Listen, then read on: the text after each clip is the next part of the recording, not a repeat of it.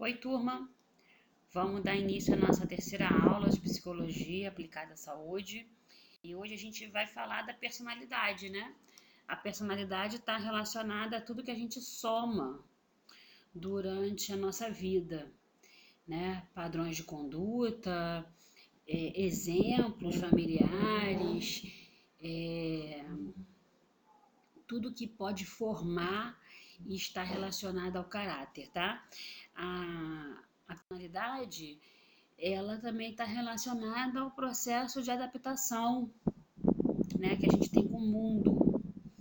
Então eu sempre me pergunto assim, qual é o traço da minha personalidade que as pessoas veem primeiro? Qual é aquilo que eu expresso de maneira mais forte, tá?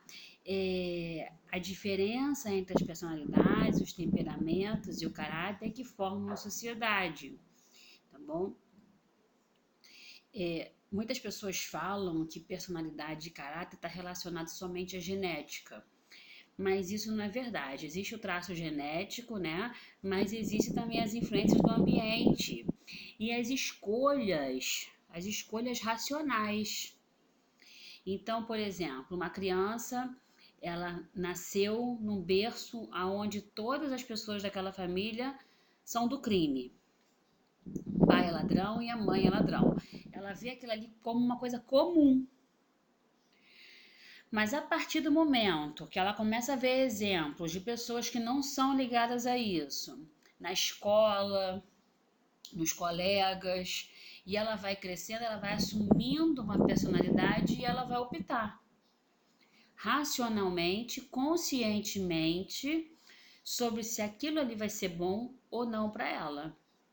Então, numa família, você pode ver que o pai e a mãe às vezes têm 5 filhos, né? E todos eles são pessoas boas, íntegras, mas às vezes um destoa. Foi o mesmo meio de criação, foi os mesmos exemplos, mas aquilo que ele assimilou, né, junto com o seu temperamento, com aquilo que ele tem genético, faz o traço da personalidade dele.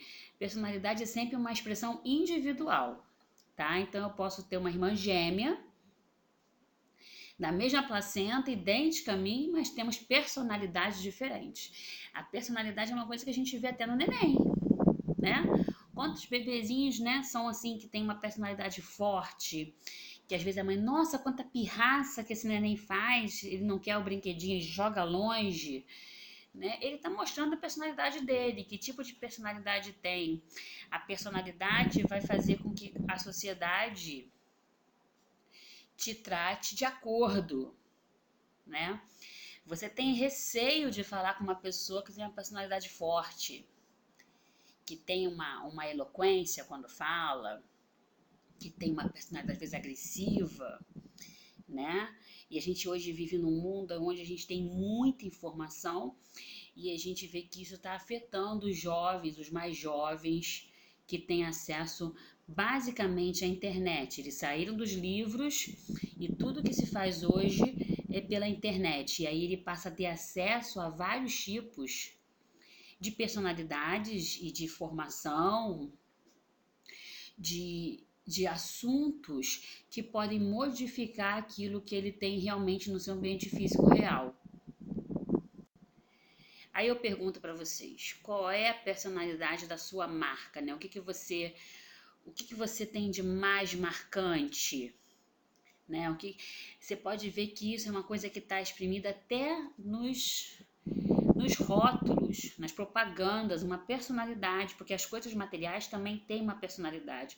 Por exemplo, as cores, elas exprimem aquilo que elas querem mostrar. Então, quando você tem alguma coisa relacionada à aventura, ao prazer, algo que te atrai, é vermelho. Algo que te traz paz, tranquilidade, é uma cor branca, uma cor suave, é uma cor neutra, tá? Que tipo, você não, por exemplo, não espera, né, ver em uma pessoa, um médico, uma pessoa apática, que não consegue explicar o que está acontecendo, né? Você não quer ver uma pessoa, por exemplo, exprimir, né? Chegou um professor para dar aula, ele sabe muito, mas ele é super tímido, não consegue dar aula, né? Esse tipo de personalidade que você quer ver nele. E aí eu pergunto para vocês, deixo essa pergunta para vocês: qual é a sua personalidade? Qual a característica que as pessoas veem primeiro em você?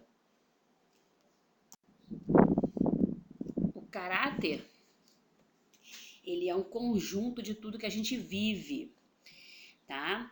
Ele é tanto um aspecto que a gente tem, nosso, tanto quanto um aspecto adquirido.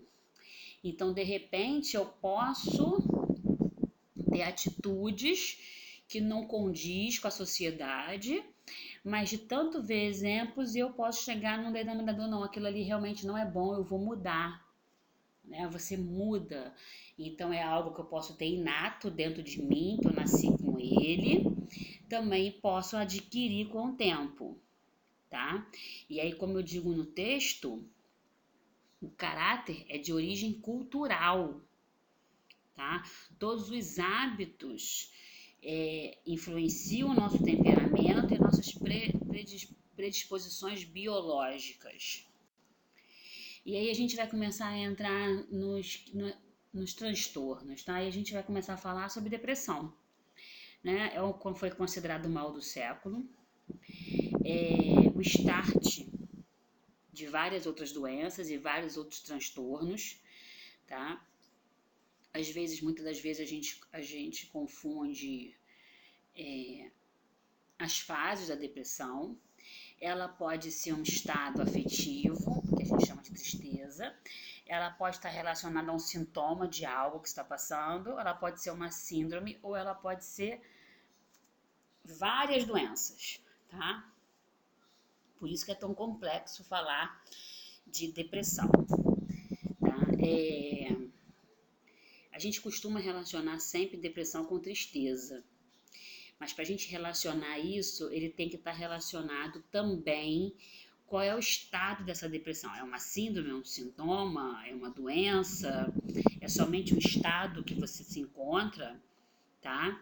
E aí, a gente falou sobre as fases do luto na aula passada, e as reações do luto estão relacionadas à depressão, né? Porque é um sentimento de perda profunda e é uma ansiedade muito grande para você sair daquela tristeza e para você se livrar, ou então realmente a pessoa se agarra naquilo, né?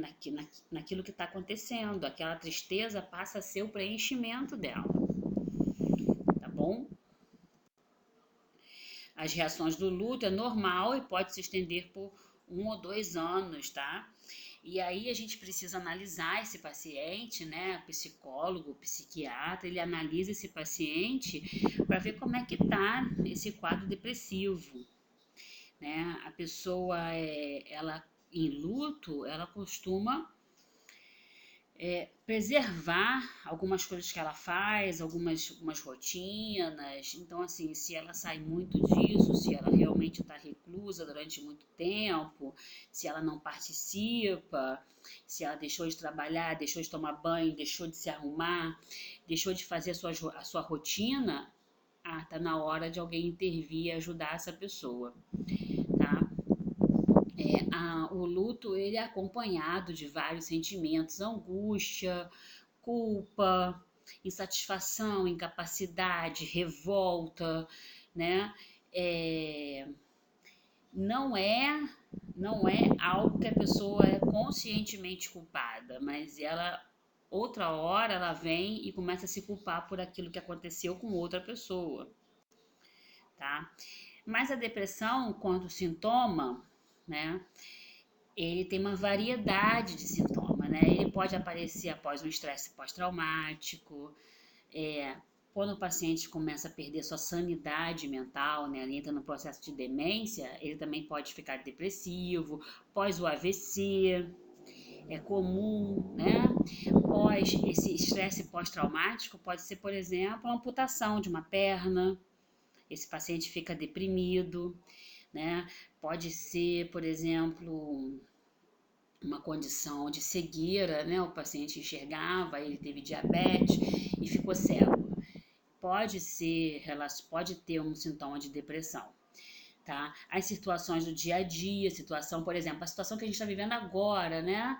Nós estamos aqui em pleno Covid-19, em quarentena, isolados, preocupados com o nosso futuro, se vamos ter emprego, se vamos ficar doentes, se a gente for na rua, a gente traz a doença para dentro de casa, e se realmente nossos patrões vão manter nossos empregos, como é que eu vou fazer para alimentar a minha família, o boleto chegando.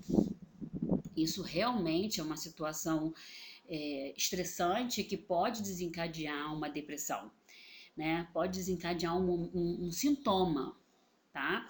Não quer dizer que vai ser para a vida inteira. Não quer dizer que você vai passar todos os dias do isolamento social realmente isolado dentro de si, né?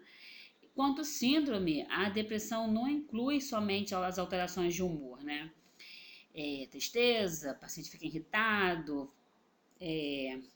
não sente prazer em nada, tá apático, mas também algumas coisas relacionadas ao físico, perda de apetite, perda de sono, má digestão, dor de estômago. Pode também, o paciente pode ter algumas coisas mais visíveis, como perda de cabelo, o paciente fica abatido, sabe? O paciente ele começa a fazer essa doença se tornar física. Tá? Eu vou lembrar também que algumas doenças têm a depressão como sintoma, por exemplo, a diabetes também tem. Pacientes que têm diabetes, muitas das vezes eles desenvolvem depressão. Algumas causas e sinais da depressão, problemas de saúde, questões familiares e financeiras, né, fatores físicos, traumas, envelhecimento e uso de álcool e de droga. Né? Sinais. O paciente está sempre com pensamentos ruins, né? Ele não se interessa por nada, ele não tem prazer em realizar suas atividades. As suas alterações de peso, né? Não são intencionais, ou emagrece demais, ou engorda demais. Ele não é uma coisa que ele busca isso. Ou ele tem muito sono, ele tem uma dificuldade para dormir, ou esse sono não é de qualidade, não se concentra em nada, é apático, não tem energia, está sempre se culpando e tem pensamentos suicidas. Pensamentos suicidas não quer dizer que a pessoa vai se matar, né? Mas a pessoa fica pensando que realmente aquilo tudo acaba quando ele morrer. Ele não vai estar mais ali, as pessoas não vão ficar perguntando, ele não vai ser mais uma questão de preocupação, ele não vai ter mais que carregar essas questões emocionais, esse turbilhão de sentimentos e sintomas que ele sente, né? E aí, enquanto doença, né, enquanto ela realmente ela é uma doença, aí a gente começa a falar de transtorno, né? Um transtorno depressivo, um paciente melancólico, um paciente que tem uma distimia, uma depressão integrante do transtorno bipolar e uma ciclotimia, né? Que é aquele paciente que tem alterações de humor, né? Cotidiano, o tempo todo. A distimia é um tipo de depressão, tá? Ela é bem intensa e é um paciente que está sempre de mau humor, né? É um paciente sempre de mau humor, ele tem uma baixa autoestima, o relacionamento com ele é um relacionamento difícil, ele é sempre muito autocrítico, reclama de tudo, não vê beleza em nada, é um paciente extremamente pessimista. Tá? Isso aí é muito comum nos pacientes depressivos, enquanto a depressão é uma síndrome. Tá? É um paciente que ele tem uma falta, né, de uma boa visão da vida. Então esse paciente é um paciente que ele tem um aspecto muito negativo das coisas, das pessoas, nunca nada tá bom para ele nunca elogia nada, ele não elogia ninguém, ele está sempre buscando um problema que está com ele sempre busca o pior nas pessoas e o pior nele. Existe uma fala que a gente costuma usar, e eu escuto muito dos colegas que eu tenho que fazem psicologia falar. O defeito que a gente enxerga no outro é o que a gente tem de mais abundante na gente. Então, aquela coisa que a gente aponta, aquele erro que a gente aponta da pessoa, muitas das vezes, né, é aquilo que a gente tem na gente. Porque você reconhece muito fácil aquilo que você já é, conhecido dele. Então, assim, às vezes eu até coloco na rede social. Você já elogiou alguém hoje? Você já elogiou? Já falou alguma coisa boa que aquela pessoa fez? Não precisa ser beleza, não precisa ser algo realmente físico, mas pode ser algo que essa pessoa fez. Porque o ser humano, cada dia que passa, ele entra nesse processo dessa crítica excessiva, dessa reclamação, desse lado que tem sempre uma opinião de tudo, e ele esquece um pouco que a gente pode mudar essa maneira que a gente vê a vida. Eu vou deixar uma pergunta para vocês e gostaria que vocês pensassem nisso, né? Vocês podem escrever para mim aí embaixo no comentário. E se vocês não quiserem escrever, vocês podem deixar lá no grupo, né? Me marca no áudio amanhã. Amanhã não, quinta, né? E que eu vou, com prazer, vou discutir isso com vocês e vou escutar o que você vai falar.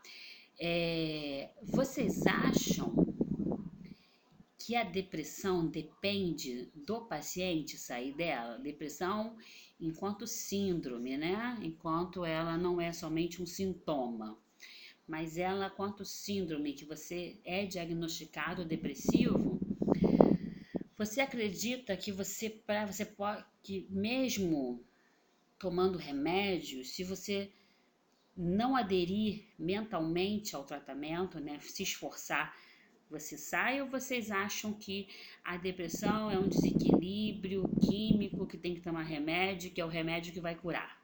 Me conta aí o que vocês acham.